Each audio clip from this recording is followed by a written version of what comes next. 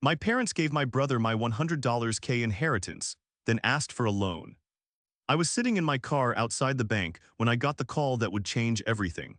My grandmother had passed away 3 months ago, and I knew she left me something in her will. What I didn't know was that my parents had already given it away. The lawyer's voice was hesitant as he explained that the $100,000 my grandmother specifically left for me had been transferred to my brother's account 2 weeks after the funeral. My hands were shaking as I hung up the phone. I had been counting on that money to finally get my life together, maybe put a down payment on a house, pay off my student loans that had been crushing me for years. The drive home felt like it took forever. I kept replaying the conversation in my head, trying to make sense of what I'd just heard. My grandmother and I had always been close. She used to tell me stories about how she saved every penny from her waitressing job to buy her first house. She knew I was struggling financially, working 2 jobs just to make ends meet, while my brother had landed some high-paying position right out of college. When I walked through the front door of my parents' house, they were sitting at the kitchen table with these guilty expressions on their faces. They already knew I had found out. My mother started crying before I even said anything. She kept saying how sorry she was, how they never meant for it to happen this way. My father sat there looking uncomfortable, avoiding eye contact. They explained that my brother had come to them in a panic about some business opportunity that required immediate cash. He convinced them that he could double the money within 6 months and pay me back with interest. They thought they were helping both of us. The worst part was hearing how casually they had made this decision without even consulting me. They treated my inheritance like it was their money to manage. I spent the next few days in a fog, barely able to function at work. My coworkers kept asking if I was okay, but how do you explain that your own family betrayed you? I found myself checking my phone constantly, hoping for a text from my brother explaining everything, maybe even apologizing. But there was nothing. Radio silence. It was like he had vanished into thin air. I started doing some digging online, trying to figure out what this business opportunity was that was so important he needed to steal my inheritance for it. What I found made my blood run cold. The business opportunity turned out to be some cryptocurrency scheme that had already collapsed by the time I was investigating it. My brother had invested everything in some coin that was supposed to revolutionize online gaming. The whole thing was a scam and he had lost every penny. I found forum posts from other investors who had been wiped out by the same scheme. My inheritance was gone, vanished into the digital void along with hundreds of other people's life savings. I felt sick to my stomach knowing that my grandmother's hard-earned money had been thrown away on such obvious nonsense.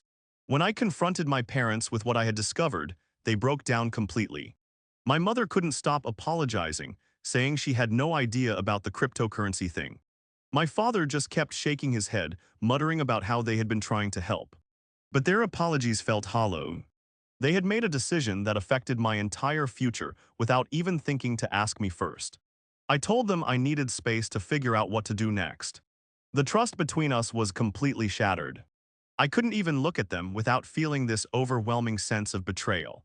My brother finally called me 3 weeks later, and his voice was barely above a whisper. He sounded completely defeated, like he hadn't slept in days. He explained how the opportunity had seemed so legitimate, how the person who pitched it to him had all these credentials and references. He thought he was being smart, trying to help the family by growing the money. But as he talked, I could hear the desperation in his voice. He wasn't just sorry about losing my inheritance, he was terrified about something else. Something he wasn't telling me yet. The real bombshell came when he admitted that he hadn't just invested my inheritance.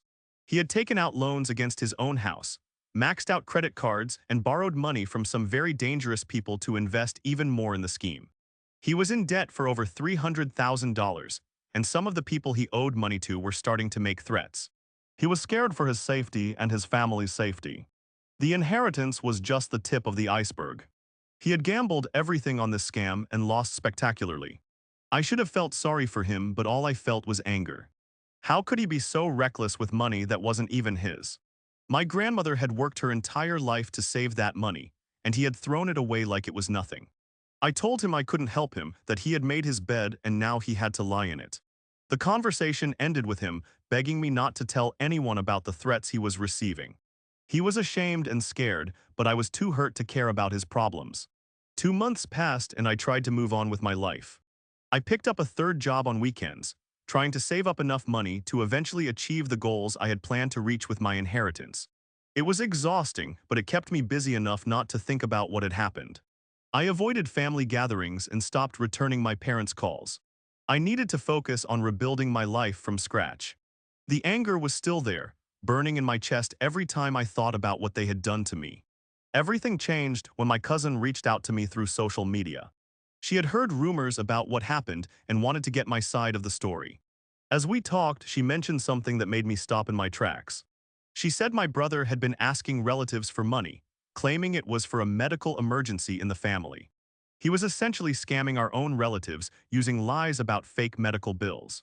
I realized he was still trying to gamble his way out of his problems, instead of facing the consequences of his actions.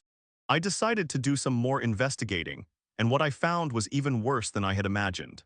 My brother had created fake social media accounts and was running online fundraisers claiming to be raising money for various charitable causes. He was using photos of sick children and disaster victims to trick people into donating money that would go straight into his pocket. The man had become a complete fraud, willing to exploit anyone and everyone to try to dig himself out of the hole he had created. The most disturbing part was discovering that he was using our grandmother's death in some of his scam stories. He would tell people about how our beloved grandmother had died and left the family in financial ruin because of her medical bills. He was literally profiting off her memory while having already squandered the money she had actually left for me. I felt like I was going to be sick. This wasn't just about money anymore. It was about respect for our grandmother's legacy and basic human decency. I started documenting everything I found, taking screenshots of his fake fundraisers and fraudulent social media posts. I wasn't sure what I was going to do with the information, but I knew I couldn't just sit by and watch him continue to hurt innocent people. Some of the people donating to his fake causes were clearly struggling financially themselves, giving small amounts that probably meant a lot to them. He was stealing from people who could barely afford to help others. The situation escalated when I got a frantic call from my aunt.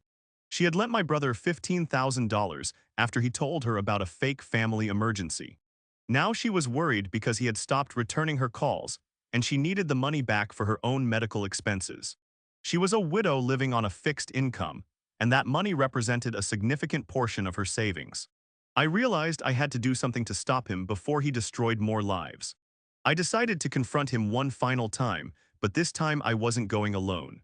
I reached out to my cousin who had first told me about the scam, and she agreed to come with me. We arranged to meet my brother at a coffee shop near his house. When he showed up, he looked terrible. He had lost weight, his clothes were wrinkled, and he had this haunted look in his eyes. It was clear that the stress of his situation was eating him alive. I laid out everything I had discovered about his online scams and fraudulent fundraisers. I showed him the screenshots I had collected and told him about our aunt's situation. He didn't even try to deny it at first. He just sat there staring at his coffee cup, occasionally nodding as I listed his crimes. When I was finished, he looked up at me with tears in his eyes and said he didn't know how to stop. He was in so deep that he felt like he had no choice but to keep scamming people to stay ahead of his debts. I told him he had two choices. He could either come clean to the family and start making amends, or I would expose everything myself. I wasn't going to let him continue hurting innocent people, especially our own relatives. He begged me to give him more time to figure things out, but I was done enabling his behavior. I gave him 24 hours to start telling the truth, or I would do it for him. The next morning, I woke up to dozens of missed calls and text messages. My brother had disappeared during the night, leaving only a note for his wife explaining that he was sorry and that he had to go away for a while.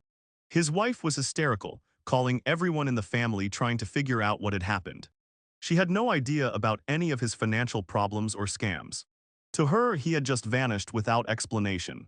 I felt terrible for his wife and kids, but I also felt relieved that he was finally gone. At least now he couldn't continue hurting people with his schemes. I decided to tell the family the truth about what had been happening.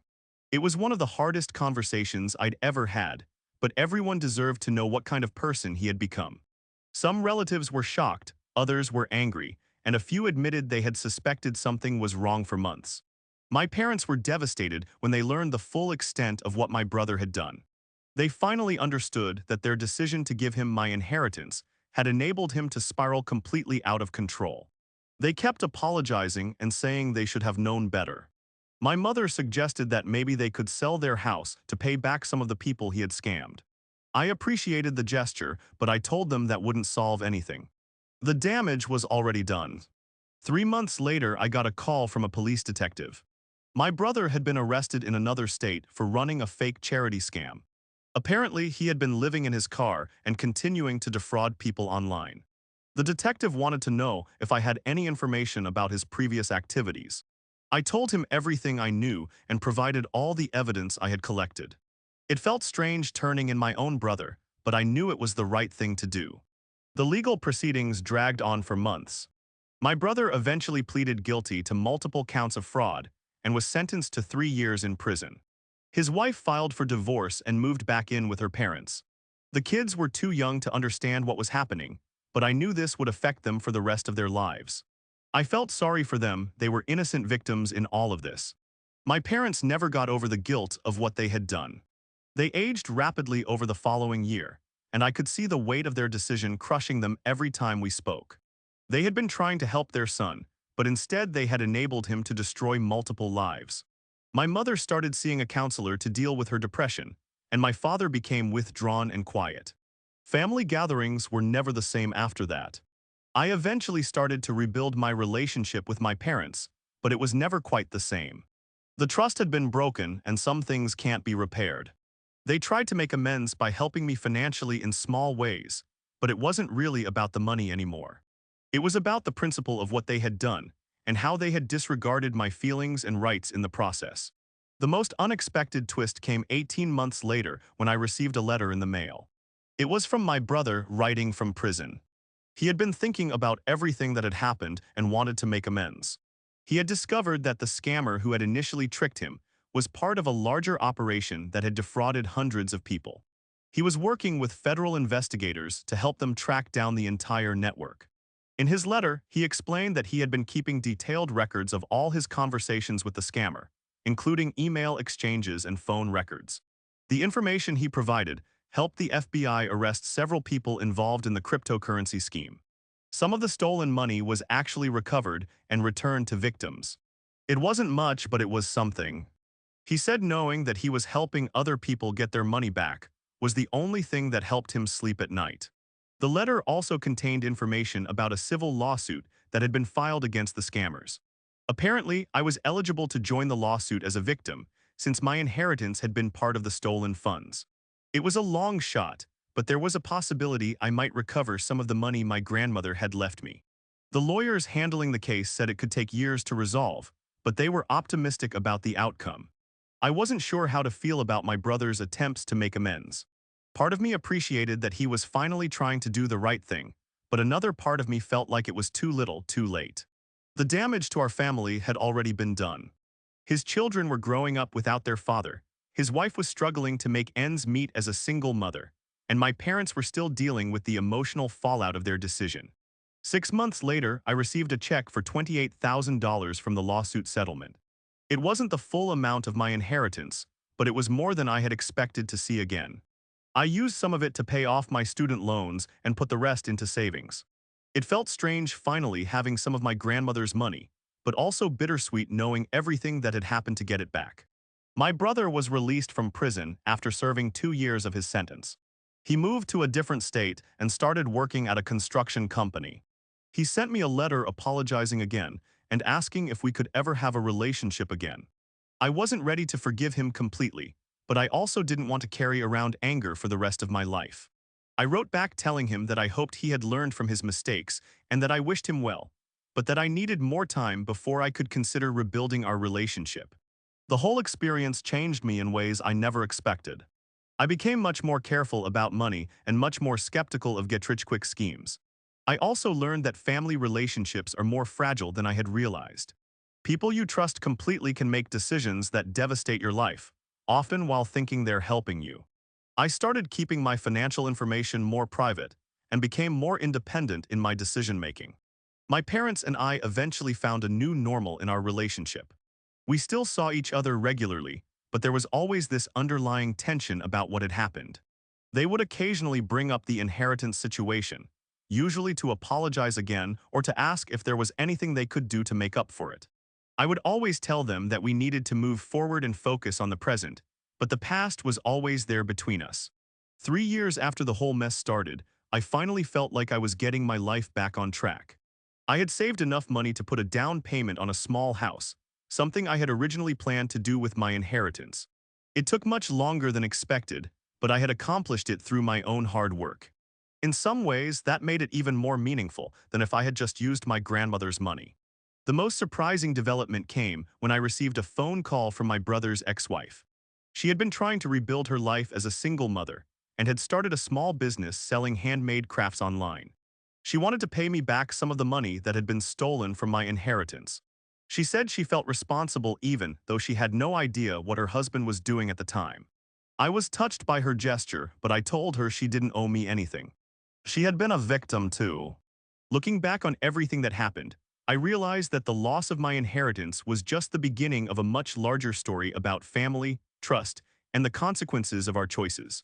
My brother's actions affected dozens of people, destroyed relationships, and caused pain that lasted for years.